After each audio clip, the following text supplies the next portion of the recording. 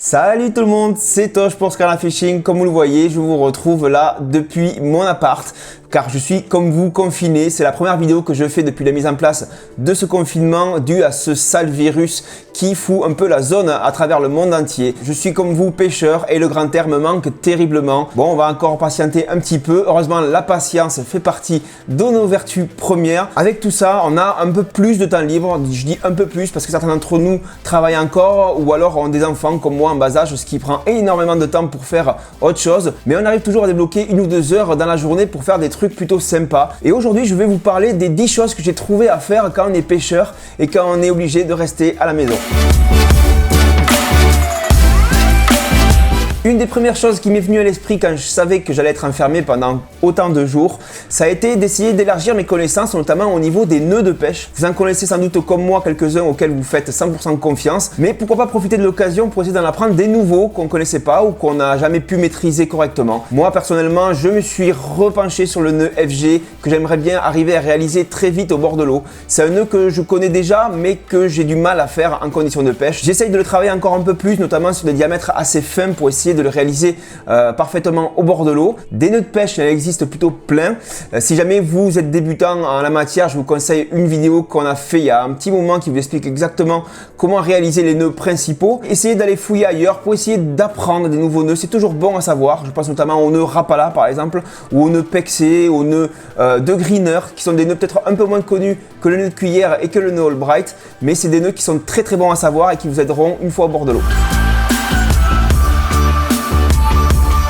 La deuxième chose, bien évidemment, à faire, c'est s'occuper de son matériel. Donc, je ne vais pas vous dire de préparer vos boîtes, tout ça, parce que ça, je pense que c'est déjà fait depuis quelques jours. Mais une des choses à faire aussi, à laquelle on pense moins d'emblée, c'est le graissage de vos moulinets. Pensez à le faire, c'est plutôt important, surtout en début de saison. Votre moulinet, pendant la saison, il a tendance à s'user, à se sécher un petit peu et aussi à se salir. Ne démontez pas l'ensemble de votre moulinet, c'est pas forcément la peine pour le nettoyer et pour le graisser. Il suffit juste d'accéder aux mécanismes principaux que sont les roulements à billes et les pignons. Voilà, pour les roulements à billes, un peu d'huile fine suffira pour les graisser et pour les pignons, un peu de graisse. Plutôt qu'un discours là-dessus, je vais vous mettre un lien vidéo de Feu Feeling Fishing et de Kevin qui vous expliquait à l'époque comment graisser et entretenir votre moulinet. Je vous mets le lien juste en dessous si vous voulez voir, c'est plutôt complet et vous saurez exactement comment procéder pour entretenir vos moulinets.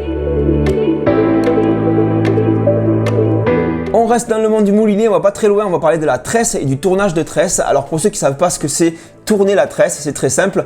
C'est simplement l'inverser sur la bobine pour retrouver le côté neuf de la tresse qui n'a jamais vu le jour. Voilà, tout simplement. Vous savez sans doute déjà, quand on met 150 mètres de tresse, on utilise en général, on va dire, le premier tiers qui va s'user un petit peu en condition de pêche et les 2 autres tiers vont rester sur la bobine tout le temps et vont être finalement tout neufs. Pour tourner une tresse, c'est très simple. Vous allez juste prendre la tresse qui sort de votre moulinet et vous allez la passer sur une bobine quelconque à l'aide d'une visseuse. Sauf que si jamais vous la remontez comme ça, vous allez retrouver dans le même sens. Donc il vous faut faire une deuxième fois l'opération. Donc passer la tresse de la première bobine à une autre bobine encore, toujours à l'aide de la visseuse. C'est plutôt très simple, ça va très vite. Une fois que la deuxième bobine est prête, il suffit de la respouler sur votre moulinet comme si c'était une bobine tout simplement que vous veniez d'acheter. Pour tous les heureux possesseurs d'éco-sondeurs, donc c'est peut-être le moment les gars de le mettre à jour déjà. C'est vrai que quand on est en saison comme ça de pêche, on a tendance à le laisser pas loin du bateau et puis on a du mal une fois chez soi à le prendre et à l'utiliser. Donc pourquoi pas profiter du confinement déjà pour le mettre à jour, mais ensuite apprendre à l'utiliser dans ses fonctions les plus avancées. Pour toutes les marques et tous les écrans, il existe un mode simulateur qui vous permettra de l'utiliser depuis votre canapé tranquillement chez vous sans endommager la sonde qui ne sera pas dans l'eau. Ça vous permettra sans doute de peaufiner un petit peu les fonctions les plus avancées de votre éco-sondeur, chose que vous n'auriez sans doute pas fait une fois sur l'eau.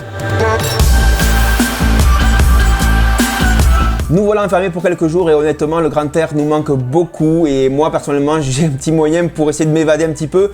Ça s'appelle Google Maps. Vous connaissez tous l'application Google Maps ou Google Earth si vous voulez en plus précis. Ça me sert moi personnellement et à Calito aussi, ça nous sert beaucoup pour trouver des nouveaux spots et préparer nos prochaines sorties. Quoi de mieux que le confinement pour préparer ces prochaines sorties, savoir où on va aller, essayer de découvrir des nouveaux lieux qu'on n'a jamais pêché ou qu'on a toujours voulu essayer. Bien entendu, il vous faut utiliser la vue satellite qui va permettre d'imaginer au mieux le contexte de vos futurs spots. Si jamais une route passe près de vos rivières ou de vos lacs, n'hésitez pas à utiliser la fonction Street View aussi qui va directement vous amener au bord de l'eau. Honnêtement, franchement, ça peut aider pour voir un petit peu comment c'est une fois sur place. Et puis, une des choses bonnes à savoir si vous avez un compte Google, c'est qu'on peut sauvegarder ces spots, marquer plein de choses là-dessus et y revenir plus tard pour se constituer une base de données en fait de choses à voir. Moi, personnellement, c'est mon cas. Sur mon compte privé, j'ai pas mal de spots que j'ai essayé ou qui me restent à essayer. Alors, les spots que j'ai essayé qui étaient mauvais, je les marqué. Voilà, j'ai marqué que c'était moyen.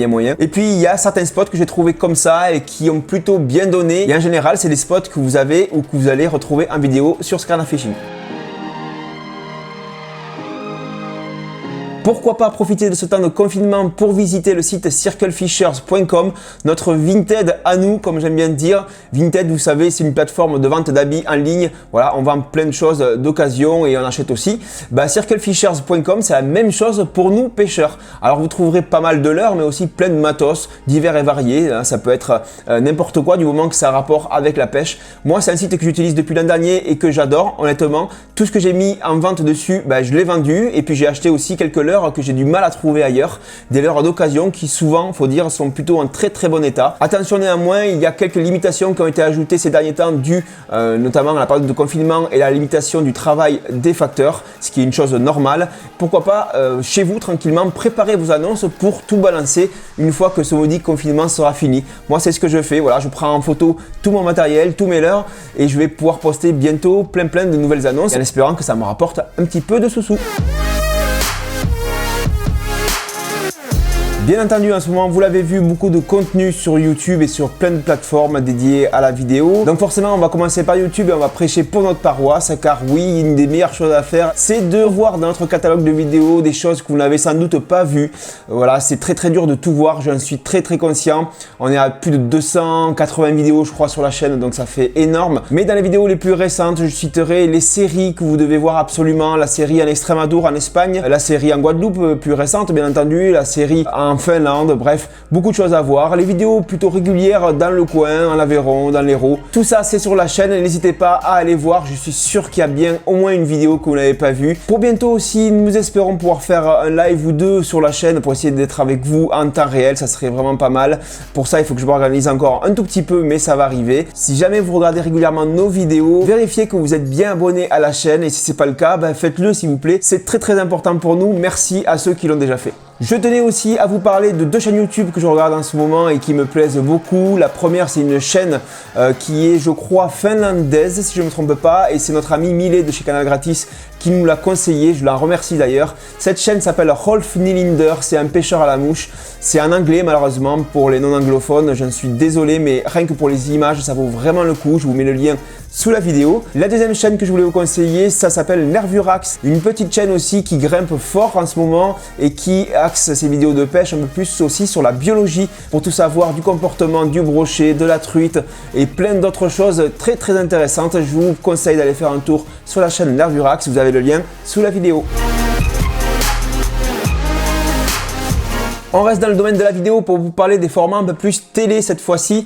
Donc vous avez pas mal de choses là aussi à voir. Je pense notamment à un bon plan pour ceux qui ne savent pas. L'émission Mordu de la pêche, vous connaissez sans doute déjà. Ça fait presque maintenant je crois 10 ans qu'on la suit. Depuis le début du confinement en France, l'équipe de Cyril Choquet a décidé de mettre en ligne gratuitement les saisons 1, 2 et 3 de l'émission Mordu de la pêche. Donc ça fait quand même pas mal d'épisodes. Ça n'a pas vieilli, ne vous inquiétez pas. On est toujours dans l'action avec Cyril, il n'y a pas de problème avec ça. Pareil au niveau reportage pêche, n'hésitez pas à aller faire un tour sur le site de la pêche et les poissons, le site du magazine, car ils vous proposent une rubrique vidéo où ils mettent en ligne enfin leurs DVD qu'on trouve dans les magazines. Notamment une dernière série qui est très intéressante qui s'appelle Suivez le guide avec Vincent De Bruyne et aussi avec Arnaud Brière.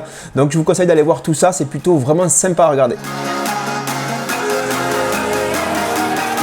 Vous êtes très nombreux à jouer aux jeux vidéo et moi aussi j'en fais partie, donc je joue souvent à des jeux qui n'ont rien à voir avec la pêche. Mais pendant le confinement, il y a un moyen que j'ai trouvé qui est plutôt sympa pour entendre le bruit de l'eau puis les oiseaux, c'est les simulateurs de pêche. Donc j'en connais qu'un et j'en joue qu'à un seul, c'est The Fisherman Fishing Planet. C'est un jeu que j'avais déjà testé lors de sa release en alpha sur Steam et depuis je suis un petit peu l'histoire et c'est un jeu qui est sorti maintenant de façon officielle donc sur les consoles et aussi sur PC. Vous pouvez retrouver ce jeu bien évidemment sur Steam. Des milliards de choses à faire dans ce jeu, vous pouvez choisir voleur, vous pouvez choisir aussi des embarcations, on peut pêcher en kayak, on peut pêcher du bord, on peut pêcher toutes sortes de poissons dans plein de styles différents. Donc vraiment c'est un jeu que je vous conseille si vous avez l'habitude de jouer aux jeux vidéo et que le grand air vous manque. Enfin, pour terminer, un peu de lecture aussi, que ce soit sur écran ou sur papier, j'ai fait un petit mix de tout ça. Donc bien évidemment les blogs. Alors les blogs que je consulte moi en ce moment, bien entendu il y a toujours le plus connu, Les Oxystes, je pense, qui livre ses articles régulièrement et qui est toujours très intéressant à lire. Il y a aussi un blog que j'adore particulièrement pour tout ce qui concerne la truite, c'est Truite et compagnie, avec des articles vraiment très poussés. En ce qui concerne la biologie des truites par exemple, ou sinon la gestion des milieux, les articles sont très détaillés, les sources sont plus que sûres. Ça change en ce moment de tout ce qu'on peut trouver sur Facebook, sur tous les autres sujets. Honnêtement, ça fait plaisir d'avoir un site comme ça. Il y a aussi bien évidemment la revue en ligne Un Max de Pêche qui est maintenant, je pense, une référence pour tout ce qui concerne la pêche généraliste. Vous retrouverez sur Un Max de Pêche un tas d'articles sur tous les styles de pêche de la carpe, le carnassier, sur les spots de pêche, etc. Aussi un site de référence. Je vous mets tous les liens dans tous les cas là-dessous. Et ensuite en papier, je vous conseille un de mes derniers achats, Les Secrets de la pêche à la verticale, voilà, par Philippe Boisson, qui est une référence aussi en la matière, avec plein de petits secrets sur la pêche à la verticale. Si jamais vous voulez être au top pour disons la fin de l'été ou pour cet automne, je vous conseille Le Secret de la pêche à la verticale de Philippe Boisson, c'est un super bouquin. Voilà de quoi vous occuper un petit peu durant ces jours un peu tristes, ces jours enfermés à la maison, mais surtout passez du temps en famille, profitez des vôtres, prenez soin de vous. Moi je vous dis à bientôt sur Scanner Fishing avec des vidéos. Alors peut-être, je dis bien peut-être, je vais vous révéler une petite exclue. J'ai bien envie de me remettre à monter des épisodes en Guadeloupe du bord. C'est une série, pour être tout à fait honnête, que je voulais vous proposer que cet été. Mais bon, la force des choses fait que je devrais peut-être vous le proposer un peu plus tôt que prévu. Je vous promets rien puisque moi, j'ai mes petits à la maison qui me prennent beaucoup de temps et d'énergie. Donc je croise les doigts, j'espère pouvoir vous proposer ça. Quelques lives aussi par-ci par-là et quelques vidéos comme celle-ci où Canito aussi va vous parler depuis chez lui. Donc restez bien sur Scanner Fishing.